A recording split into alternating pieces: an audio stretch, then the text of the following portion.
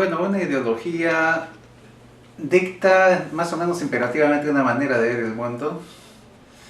En segundo lugar, sirve para consagrar un statu quo, legitima un statu quo, ¿no? En este caso, los privilegios de unos y la ausencia de derechos de otros, ¿no? Para que funcione eficientemente una ideología, tiene que ser aceptada como verdadera, no solo por quienes emitan la ideología, sino quienes son las víctimas de la ideología. Y creo que todos estos elementos se cumplen con el racismo, ¿no? Por una parte es una manera de exclusión de derechos civiles, económicos, sociales de la gente, es decir, de acuerdo al fenotipo, determinada gente tiene derecho a ir a algunos lugares y son excluidos de otros. En las oportunidades laborales esas se distribuyen desigualmente. En lo que son las cargas sociales, digamos, estos nuevamente son desigualmente distribuidos. Un ejemplo pertinente es que se estima que la población indígena en el Perú será un 30% de la población. Pero si se ven las cifras de las muertes provocadas durante el periodo de la violencia política, los muertos en un 75% eran indígenas que tenían como lengua materna el quechua u otras lenguas originarias.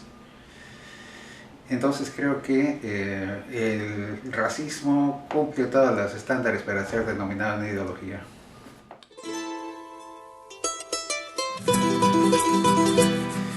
Bueno, primero hay una situación de facto, ¿no? Es decir, hay desigualdades, hay disparidades económicas, hay una situación de opresión de unos por otros. El racismo lo que hace es brindar una explicación a esto que como elemento central legitima estas desigualdades apelando a la biología como la causa de estas. Es decir, las desigualdades sociales no tienen que ver con injusticias estructurales, no tienen que ver con un tipo de organización social, con una estructura económica que priva de oportunidades a unos, da oportunidades a otros, sino para el racismo esto tiene que ver con una diferente naturaleza humana.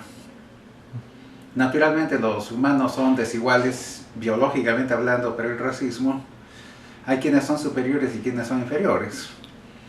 Entonces si una persona es pobre, no tiene acceso a la educación, está excluida, tiene ingresos muy bajos, es víctima de una serie de formas de discriminación. Para el discurso racista esto no es consecuencia de una desigualdad, de una injusticia estructural, sino es consecuencia de la biología. La gran ventaja del discurso racista es que al naturalizar las desigualdades, es decir, al atribuirlas a la naturaleza, las presenta como inmutables. Si yo interiorizo que soy inferior biológicamente hablando, el orden social es muy firme. No hay contra qué rebelarse, no hay para qué rebelarse, no hay manera de cambiar la realidad. Por eso es que el racismo ha sido tan eficiente a lo largo del periodo colonial y a lo largo de la etapa oligárquica del Perú republicano, ¿no? Y creo que no es accidental también que la crítica del racismo, el enfrentamiento contra el racismo, coincida con el periodo del colapso del orden oligárquico. ¿Por qué? Porque el orden colonial y oligárquico se basaban sobre una concepción de la realidad de carácter estamental. Y según la idea estamental, esta pirámide está formada por estamentos que son impermeables entre sí. El ideal es que una persona nace en un determinado estamento y se puede mover al interior de ese estamento, pero es ilegítimo que pueda atravesar las barreras que separan los estamentos. Era que la gente tenía que saber cuál era su lugar y tenía que guardar su lugar. Por eso con Velasco mucho de la queja oligárquica es los cholos se han olvidado de su lugar, ¿no? Es decir, ya no respetan esas barreras.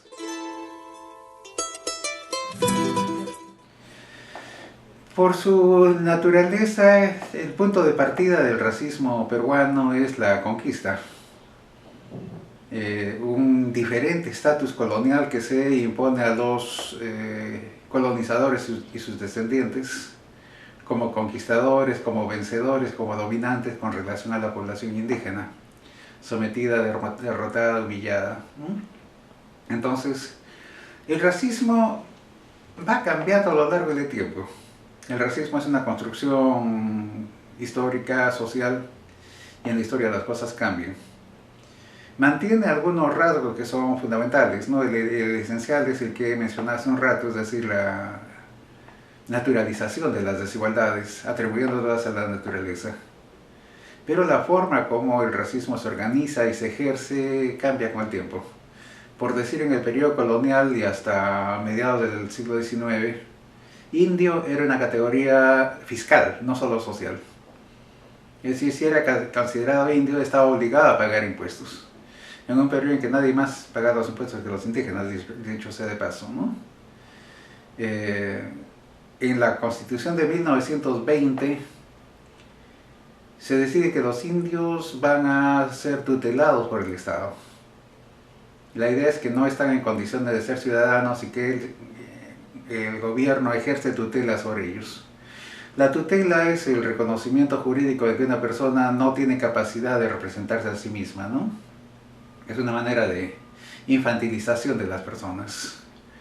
Y las leyes en este caso consagran lo que es una visión racista, que está expresada, por ejemplo, en la frase de de Francisco García Calderón, ¿no?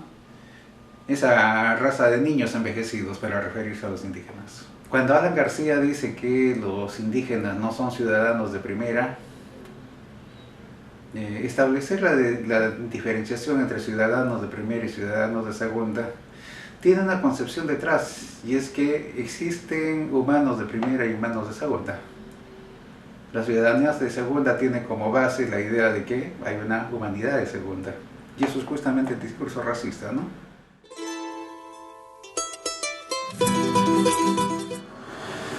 Sí, digamos, el racismo peruano es complicado, porque su construcción ha sido más bien complicada, ¿no? Digamos, hay un racismo más fácil de conceptualizar en Estados Unidos, en Sudáfrica, antes de la derrota del orden del apartheid, porque hay una exclusión radical del otro. Un blanco siente a un negro como algo totalmente distinto de él, puede objetivarlo, puede insultarlo, como algo exterior a él. Pero en el país el mestizaje ha sido muy profundo. En un ensayo publicado en el año 1903, Manuel González Prada, burlándose de las ínfulas nobiliarias, de racial nobiliarias, de la nobleza peruana, de la aristocracia peruana, decía: uno puede entrar a un salón elegante en Lima y ahí donde encuentre 10 personas puede decir sin miedo a mentir: saluda a todas las razas y las castas del mundo, ¿no? ¿Por qué? Porque somos una mezcla de una paleta de colores en que están representadas todas las herencias biológicas. Entonces, en el caso peruano esto es complicado y eso se ve continuamente, ¿no? Personas que teniendo evidentes rasgos indígenas tratan de indio o de cholo peyorativamente a otros. ¿Dónde está el problema ahí? Que para hacer eso uno tiene que rechazar aquella parte de sí mismo. Si yo insulto como cholo o como indio a otro teniendo de cholo y de indio, soy incapaz de poder construir mi propia identidad, no estoy alienado. Y creo que eso sucede mucho con los peruanos.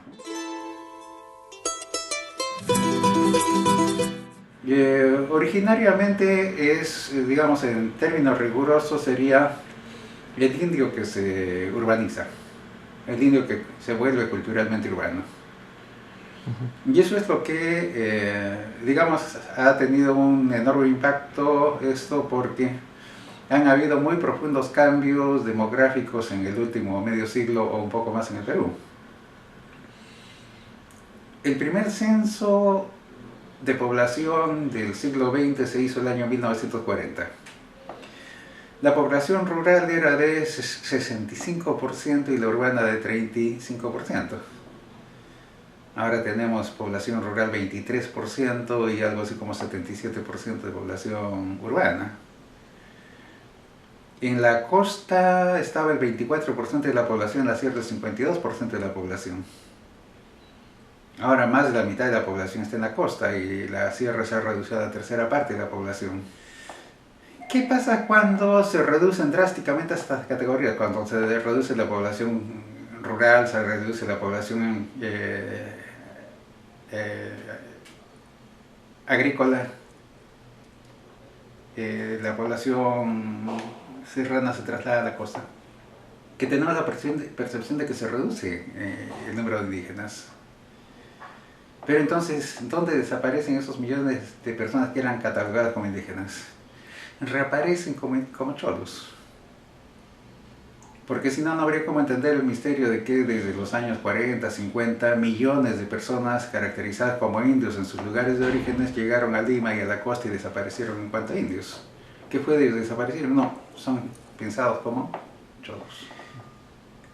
Hay una base real de esto y es que el Perú ha experimentado muy profundos cambios sociales y económicos en las últimas décadas. Ese es el objetivo, ¿no? Es decir, uno ve la composición étnica de la católica, por ejemplo, ves fotos de los años 60, hay un cambio evidente, pero eso sucede en el conjunto de instituciones en el país. Si uno piensa en el Perú y la cultura peruana, lo que era propuesto como paradigma de la cultura peruana para los años 50, 60 del siglo pasado, se asumía que el criollismo era la identidad peruana. El vals criollo era la canción peruana, el día de la canción peruana era el día de la canción criolla, etc. El criollismo ha entrado en una crisis muy profunda, mientras que ha sido la cultura de los migrantes y las creaciones de los migrantes como la chicha, la tecnocumbia, etc., las que se han impuesto. Ahora, detrás de eso hay un fenómeno muy interesante, ¿no? Antes de la gran migración se pensaba que lo moderno era lo criollo porque estaba en la costa, porque miraba al exterior, estaba vinculado con lo extranjero.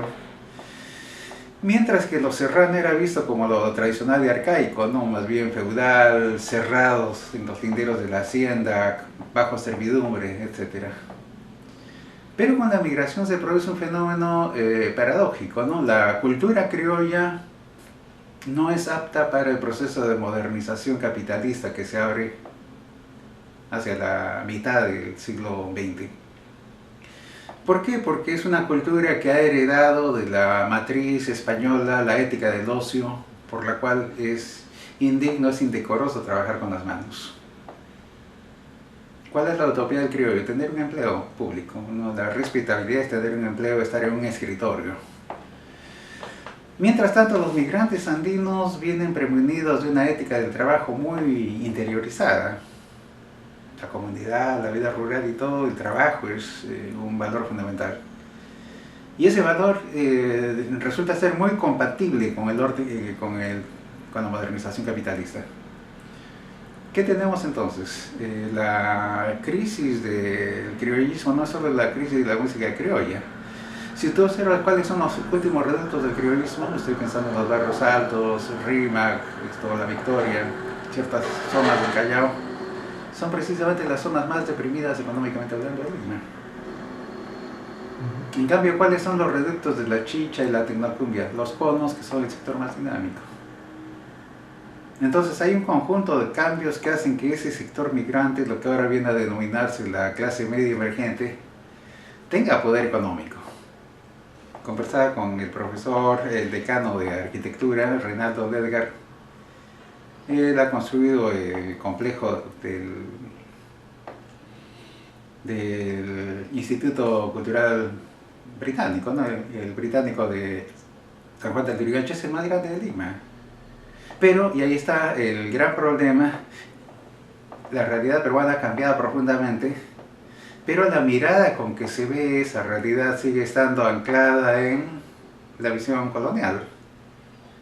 Y por eso hay amplios sectores que se niegan a aceptar estos cambios porque no les entra en la cabeza la de meritocracia. Eso de los nuevos ricos con menos igualados. ¿A qué viene eso igualado? Al sentimiento de que intrínsecamente yo tengo un conjunto de derechos. ¿Por qué? Por mi cara. Ahí está agazapado el racismo colonial retraducido. Y bueno, esto lo vemos cotidianamente, pero no es solo por el tema de las discotecas, ¿no? En el medio más moderno que tenemos, Internet y las redes, el despliegue de racismo cuando Ollanta ganó la primera vuelta, o los ataques contra los denominados amixers, tienen un grado de violencia simbólica espantoso, realmente espantoso. Y bueno, uno descubre que era demasiado optimista cuando pensaba que eso ya había sido superado, ¿no? No ha sido superado, sigue ahí y sigue siendo algo que tenemos que encarar. Y es imprescindible encararlo porque es imposible hacer una democracia sólida si no hay la base elemental de cualquier discurso democrático, que es asumir que más allá de nuestras desigualdades sociales, económicas, el nivel de ingresos, nivel de cultura, etcétera, hay algo en que esencialmente somos iguales los humanos. El racismo niega esa igualdad de naturaleza. Y es por eso que no hay manera de compatibilizar racismo y democracia.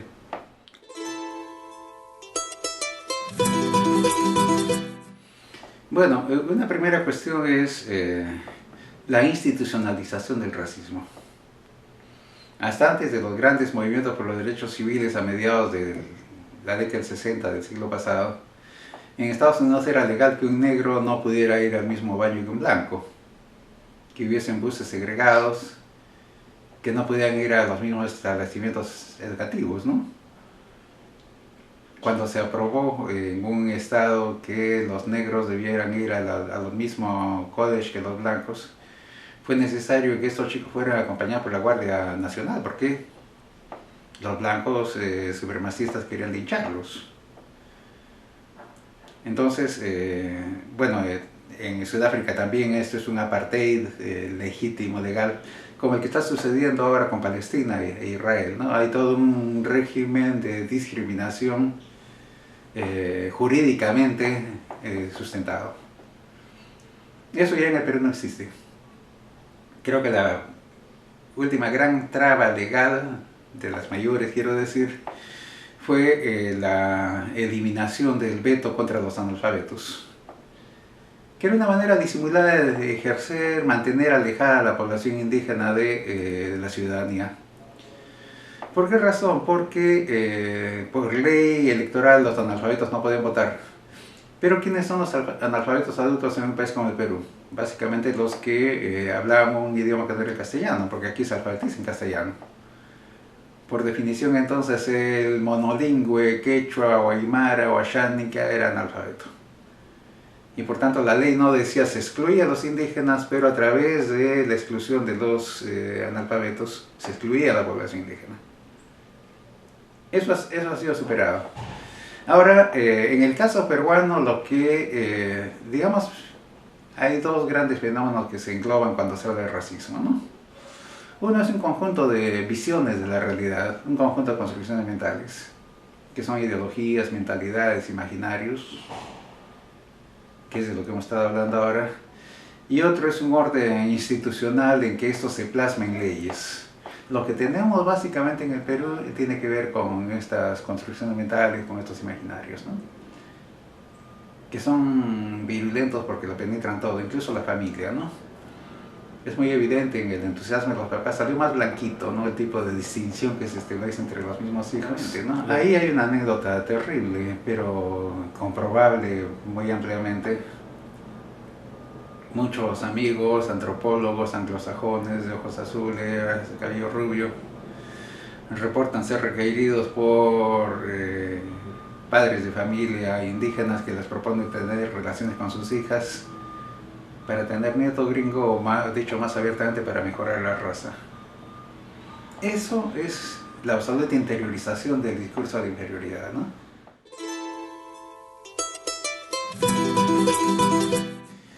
Es un proceso. No creo que el racismo pueda ser absolutamente erradicado y siempre es algo que puede retornar.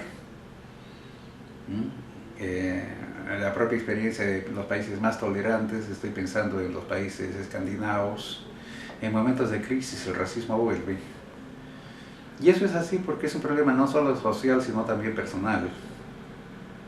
Yo mismo no puedo decir que no soy racista, es un combate diario, ¿no? Y por uno mismo tiene que partir esto, ¿no? Pero creo que es una lucha que es por hacer una sociedad mejor, por hacer una sociedad más democrática, una sociedad más tolerante, inclusiva, y hacernos mejores nosotros mismos, ¿no?